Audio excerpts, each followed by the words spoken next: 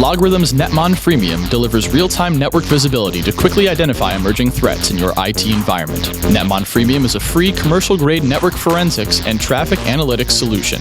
You can use Netmon Freemium's powerful capabilities to search against all of observed network traffic, identify abnormal traffic patterns in application usage, and quickly analyze full packet captures. Take the first step towards real-time network visibility. Visit logarithm.com/freemium to learn more and download it today. Welcome back, everyone, to Startup Security Weekly. This is our startup stories, news. I know we're still trying to. I interchange those words, which I don't know, Michael, but I like it. Yes, the answer is yes. Yes. It's funny you brought that up because I was thinking about the same thing today. It's like, I'm looking at stuff that gets written about startups constantly, and then I'm always interested if it's written about security and startups. Yeah. And then we're tracking the things that are happening in the security space, and it's as we predicted, it's picking up. So it's interesting. Yeah, I don't know what to call it. It's stuff to talk about that's relative. If you're trying to, this is the thing. I think that as we're growing the program, and you and I talked about this a little bit right before we took to the air this time. It's last year. We talked a lot, as I envisioned it at least, it was, we're going to help startups better understand security. We're going to understand security, better understand startups and through that business. And what we realized as we kind of came into this year is what we're really able to do is legitimize the security conversation in the startup community. And I think as we're learning more about startups and we're talking, and we've got some stories here that we'll talk a lot about today that kind of show how it's increasing. That's great. But it's also then legitimizing business in the security conversation. And it's being able to talk about things like multiples or understanding traction, understanding sales and marketing. Your product might just be, hey, you're a new CISO, you've got a new team. How are we going to get this out there?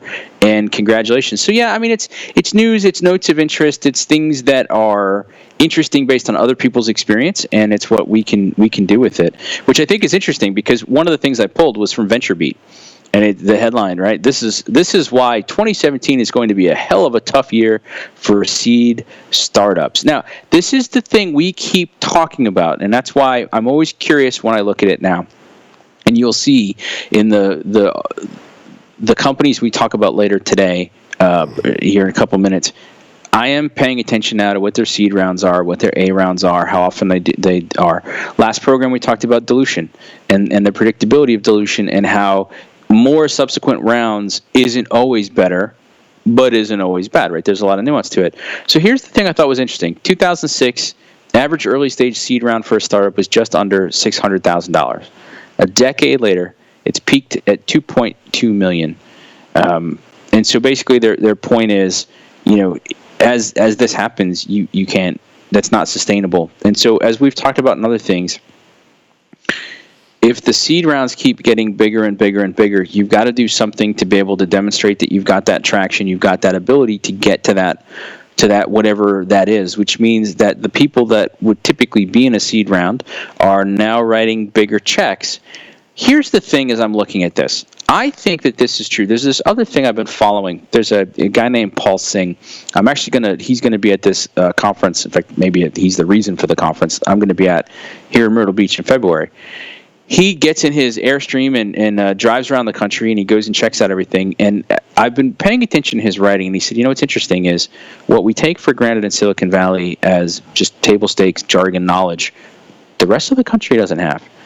And so I'm going to hold the same lens to this and say, so Silicon Valley looking at it saying, a seed round's got to be $2.5 million or it's not going to work.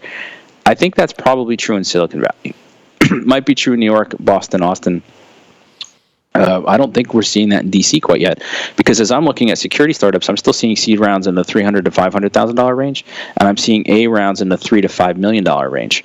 But what's interesting about this is it's still the same thing. There's only so much money, and if that pile of money isn't getting predictably bigger, because the rounds are getting bigger, there will be less overall investment. So if you're trying to pitch that you've got a seed, you got to do a little bit better. And then it goes on, of course, to say, and it gives you a pretty good detail and a breakdown and everything else.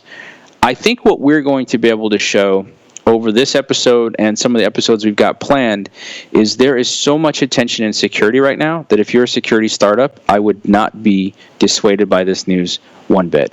But I think, as you just heard in our interview with Eddie, you got to be able to explain that stuff. You got to have answers, and they got to be compelling. It's got to be pretty clear you're talking from experience, not talking out of something else. So I'm going to highlight those things because I think they're interesting from a general trends, but that's one that, at least in the security space, I don't see that one holding. What do you think? Well, here's what I think about every single one of these stories that talks about trends for funding.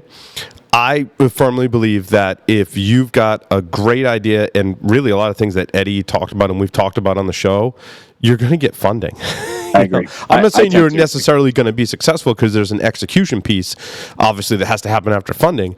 But I think if you've got all of the elements that we talk about in the show, you're going to get funding regardless of what the trend is. It may be, you may have to give your pitch a few more times in certain circumstances, but I think you're going to get funding if you have all the elements that we talk about in the show, especially in security, because I think no matter what the experts say, that there's a big need for products in this space, for ideas, for startups in this space, which is one of the reasons why we're doing this show. I think there's always going to be a need for that, given how this industry is constantly evolving, and I don't ever see it really changing, Michael. No, I agree. I mean, that's the thing. We keep looking for these averages, and people want magical solutions to everything and give me the right combo.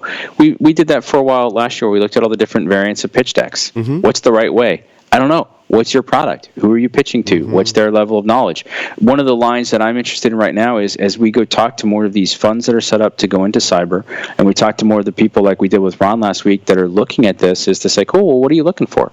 What stage are you looking at? What are you bringing to the table? Mm-hmm. And I think it changes. And so I think what it means is if you're sitting around, so, I got this great idea, and I'm just going to go sketch it on a napkin, and someone's going to give me millions of dollars, and it's going to be great. That's not going to happen. By the way, that never happened. Those stories are great for TV. That never happened. If you have something that you believe in, that you're passionate about, Eddie said something else that's interesting because it ties to a story we've got here. He committed to just doing one thing a day. All right, I'll do one thing a day. I'll work on a site. I love that. Yeah, it's pretty solid advice. Mm-hmm. And I would say, based on the quality of the conversation we just had, I think it kind of paid off a little bit. Mm-hmm. All right, in that interview, we brought up product managers. Yes. So this other article, do you know why your product team is failing? Do you know why? Would you believe me if I told you it's almost always the same fixable thing? This is the world that you've got some experience in. Did you get a chance to go through this? I didn't, but based on my experience and what Eddie said, your product, and this is my opinion, your product manager should help you make sure that you're developing the right features for the product. And those features need to make your customers happy and increase your sales.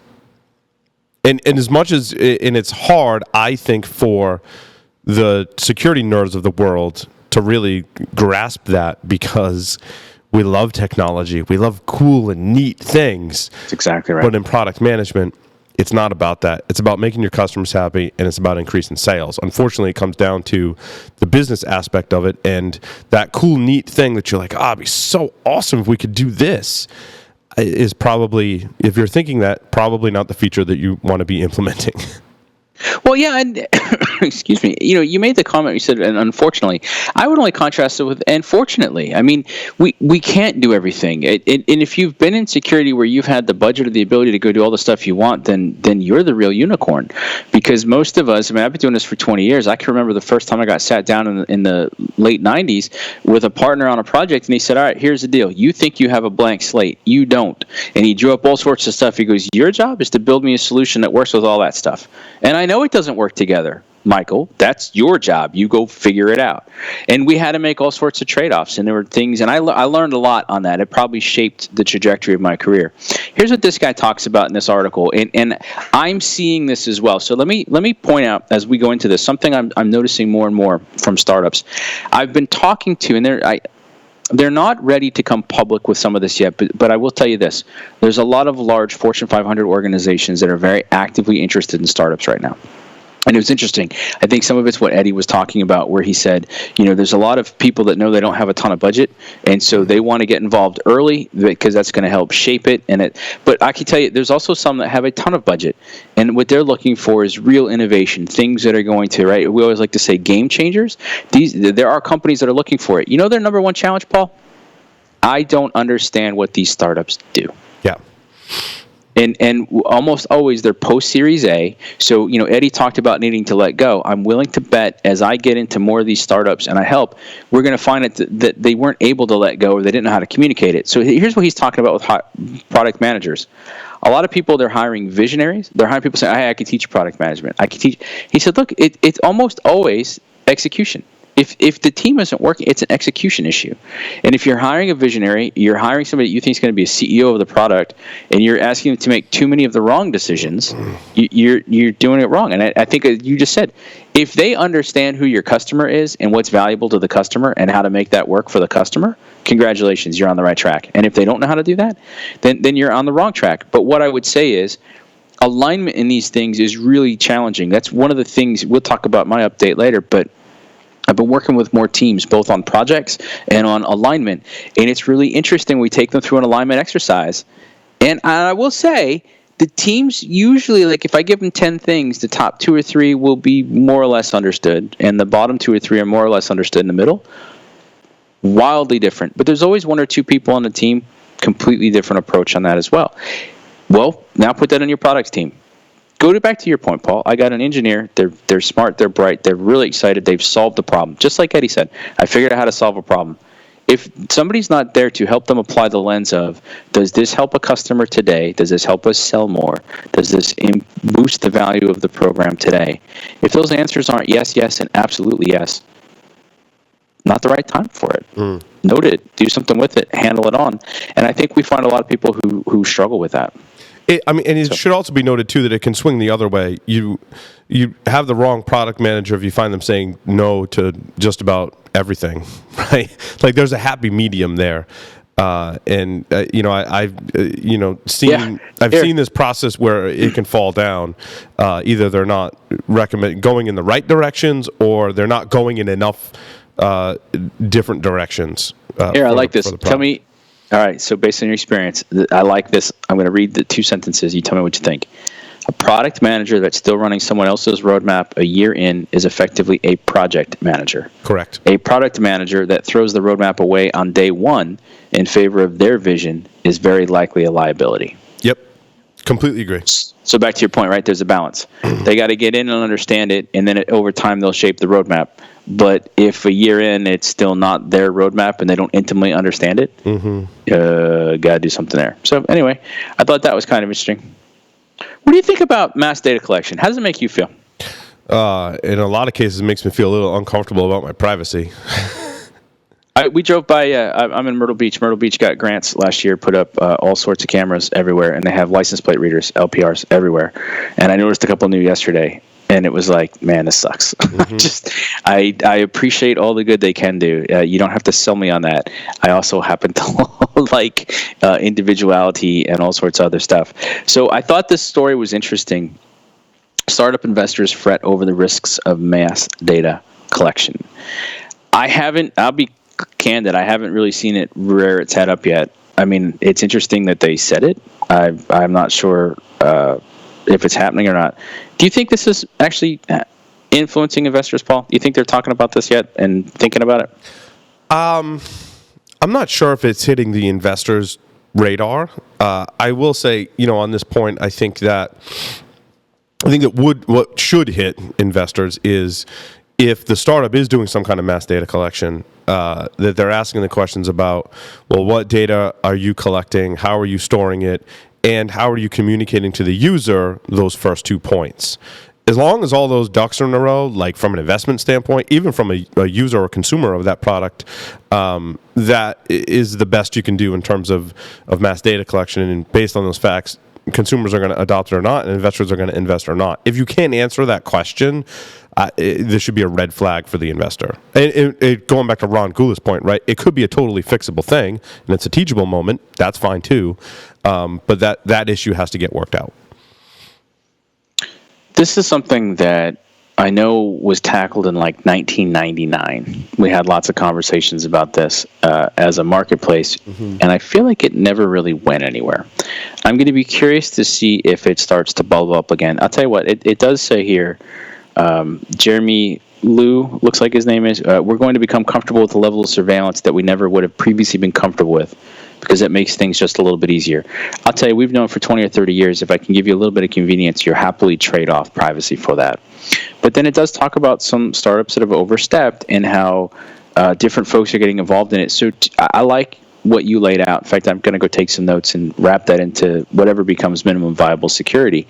But I put it up because I think it's interesting. I think it's interesting that it came up. I think this was more of a topic at a conference than a prevailing thought process, but I'd be curious to see where it goes. And those of you that are watching, does it matter to you? Does it matter to you when you're evaluating a startup? Does it matter to you when you're trying out a new service? When you go to the app store, whichever app store you go to, are you looking at that from a consumer or business perspective? How is that fitting into it? I'd love to know how some of those things work out or how they do.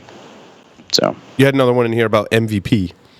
Yeah, so here's the thing that I thought was kind of interesting. We talk a lot about MVP, minimum viable product, and the idea is, right, it's the minimum viable product. It's the fastest, quickest way for you to go test things out. There were two things that stood out here I thought were really interesting, and one of them is and the reason it said it's the MVP you've never heard of is the guy said, in fact, the story, essentially his girlfriend said, how come all these headphones are like black and white? So the guy went out, bought a bunch, spray painted them different colors, walked around and said, hey, would you buy some? And realized, hey, people would buy different colors.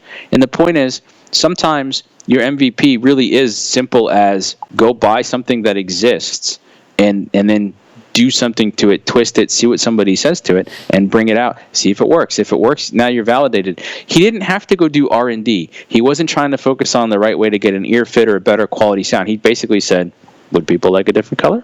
Let me go find out. Didn't do a production run. Didn't do anything else. Got a can of spray paint. Spray painted it. Would you buy these? Yes. Why? Cool. That's it. That's all. And I thought that was really kind of interesting from a perspective. But the other part that I really liked was at the core of what entrepreneurs choose to test in their MVP should be their riskiest assumption. That unlocked it for me. That by itself was the price of admission of reading this, because I think a lot of people take it safe with their MVP. They know if somebody's going to like A or B. Well, I know they're going to like A. Okay, we'll lead with A because that'll show us that we're good, right? That's going to pat us on the back. We're going to get the validation. That might be everything else we need. I love this idea of testing your riskiest assumption because, as Eddie said, even negative feedback is good feedback if it's constructive at some level. So, yeah. Test the risky stuff, and my prediction is you might be surprised by the results, good or bad. So I just thought that was interesting because I think a lot of people play it safe, and the idea is dive in, test the riskiest assumption possible as cheaply as possible, learn from it, and pivot. Kind of ties into your 90-day startup plan as an entrepreneur. Yeah, look, I read the article. I'll be clear. I'm not convinced I thought it was the best piece of writing ever or it laid everything out. Here's what I really liked about it, and this is why we put it in.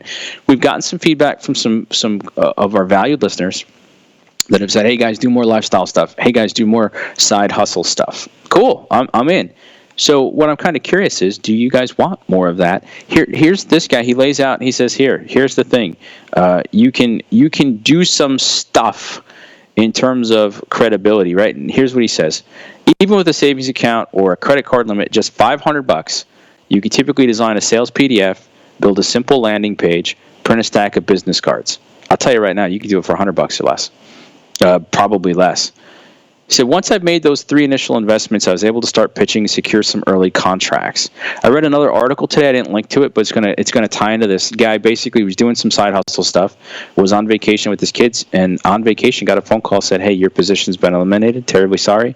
Here's some severance.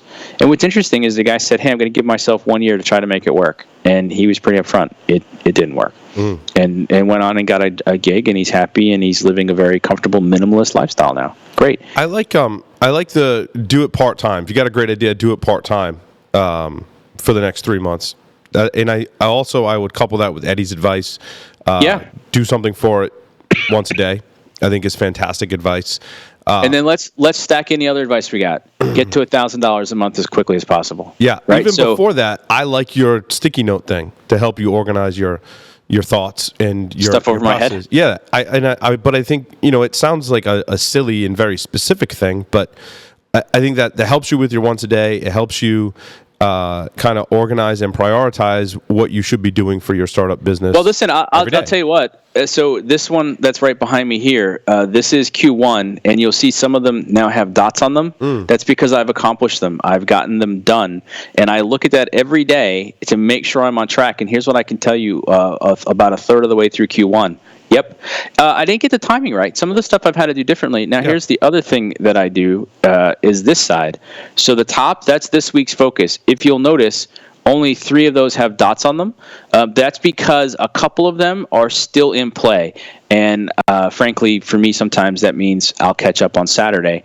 And then you'll notice now, right underneath it, that purple is next week. So there's, I'll be upfront. I moved a couple things down because I added some stuff up on top. But I'll tell you what, there's nothing on either one of those that is not somehow reflected top level on that other side. And it's been a fantastic reminder for me as I come in every day and sit down at the office and say, okay, am I focusing on good stuff? And I'll tell you what, I've had 2 or 3 opportunities present themselves, and I've been pretty disciplined at saying, that sounds great. Let me tell you what I'm working on right now. And in 90 days, or at this point, 70 days, 60 days, love to have that conversation, but I've got to get these things done because they're the foundation for whatever comes next. Yep. And it's been great. The only thing I pivoted on is some of the ways that I'm bringing it to market. So that's been it's been fun. I'm excited that it's working. Yeah. All right. So here, so the trend I'm seeing. So this week it was Jay Leak. So Jay Leak was the CISO at Blackstone. He left. He joined a VC firm that managed a $300 million security fund. We've got an interview coming up in a couple weeks on a new security fund that launched. We talked to Ron Gula last week. He's doing his stuff. I'm seeing a trend now where we have more security people getting into the space. Even before you and I started, when we started talking about these concepts, it was always at some point, security people are going to get into this game. They're going to have to. They've got budget. They're going to put their money into it. We're going to see where it goes. Do you think we're here yet, or do you think we're still early stages? I think we're still maybe not beginning stages, but we're still in the the first 20-25% of it. I think you're going to see a lot more of it happen as time goes on. Yeah, I tend to agree. All right, so here's some headlines from the week, courtesy of Owler and other things. Now, actually, it's kind of interesting. GFI acquired Kerio. The only reason that was interesting to me is they're not new names. They've both been around since the 90s. What is Kerio? I'm familiar with GFI. What does Kerio do? Kerio, when I was first introduced to Kerio was a number, 15 years ago, they did messaging. So, for example, if you didn't want to run Outlook server, you wanted to run your own email, you wanted to run your own email server, you could go with Kerio. That was an option. And then they've since evolved, and and to be fair, I was kind of surprised that they were still around. And I don't mean that as a knock. It's just I didn't follow the space very much. They've turned into messaging security and a messaging solution of some sort. And GFI said, hey, that'll really help us. GFI, by the way, was a lot bigger than I expected. So the whole thing was just kind of interesting. You know why? Because they're both in the now that they've made the acquisition together, they're in that same small to mid market where we've already identified there being a big gap. And I think these companies that enterprises are when I looked at GFI, I'm like, yeah, that's great for the mid market. And I kind of almost Kerio played in the same space. Yeah, and then now they're together, and you kind of dismiss those as players because they're not playing in the enterprise. But you're like, whoa, no, wait! I bet you they're doing really well now because they're appealing to that mid market where there's a huge security gap. And let me tell you, when I tested GFI's products, I thought they were pretty good, pretty spectacular features. Some of the features were spectacular for that mid market, especially. So. Yeah, no, this is something too because I missed it. So GFI Software is part of the ESW Capital Group of companies. So this is I think acquired, they were acquired. I think then if we start digging deeper into it, like we saw, right, so KKR is building a security portfolio, Blackstone's building a security portfolio. Right. We've got these other companies that are doing it. We're going to be able to bring Ron back at some point. He's probably going to do it. So what I think is interesting in this one in particular is that GFI appears to be their lead. But that they're going to start stacking other stuff into it. And to your point, they're going to go after a segment of the market that is probably harder to penetrate. But if you're the leader, you're going to do really well. Absolutely. All right, I only threw this one up just because it was interesting. Turbonomic raised $50 million. It was a Series E. $50 million raise, $125 million total. It did not come across as a pure play, hey, we're doing security. It was, hey, we're an autonomic cloud platform, not automatic, autonomic cloud platform that allows enterprises to accelerate their adoption of virtual cloud container deployments. I think anytime we talk about cloud these days, it's a security play. It has to be. So it just coming off an interview that we did on DevOps on a previous show, and a different show rather, the conversions of security with exactly as I say, virtual cloud and container deployments as well as DevOps. Security is just like going to be built into that whole process. Yeah, so there's absolutely. like this whole new market, and it's going to accelerate really, really fast. So, and as evidenced by a Series E round. So. Yeah, series. I mean, it's a big number, but it was a Series E, right? So now, what's interesting is I start looking at it to say, okay, at that point, what does $50 million get you? And if you remember, when we talked about the dilution, they said, if you're going to do later raises, they're going to have to be bigger numbers, but those bigger numbers have really got to catapult you. So this was a name that I had not been previously familiar with, and I'm willing to bet that'll change. Probably not because Google will predictively index all their ads for me, but maybe for other reasons. Cybellum raised $2.5 million.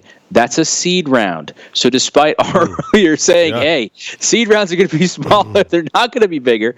Nope, there is one that raised it. And they're a security platform. They're preventing zero-day attacks, memory corruption. I'll tell you what, if they're interested, Paul, this might be somebody interesting to talk to for us.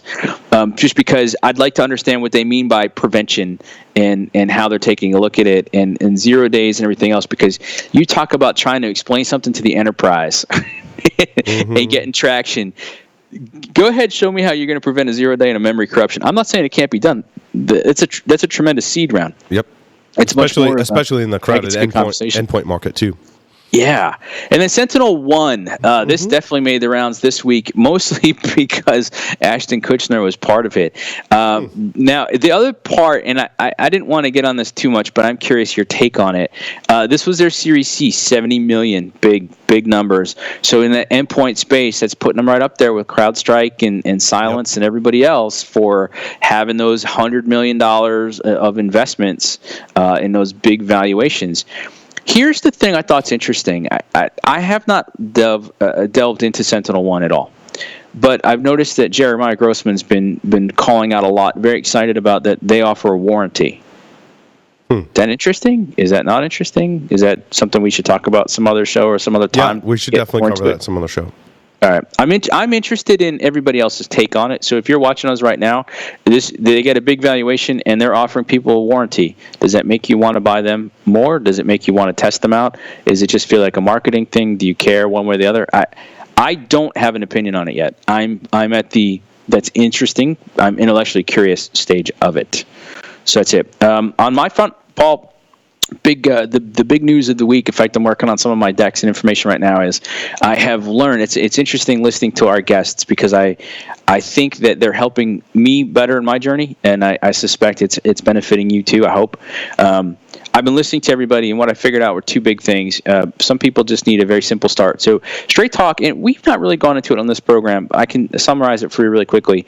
Straight Talk itself is not being brash. It's not telling people like it is. It's a way of connecting people where they are and giving them what they need in order to be successful, and it's an understanding. The way that you can do that is use a framework. If you answer 5 questions, consider 3 perspectives, work through 3 rounds, and use a series of covenants and constraints, you can get the results you want. That's the framework.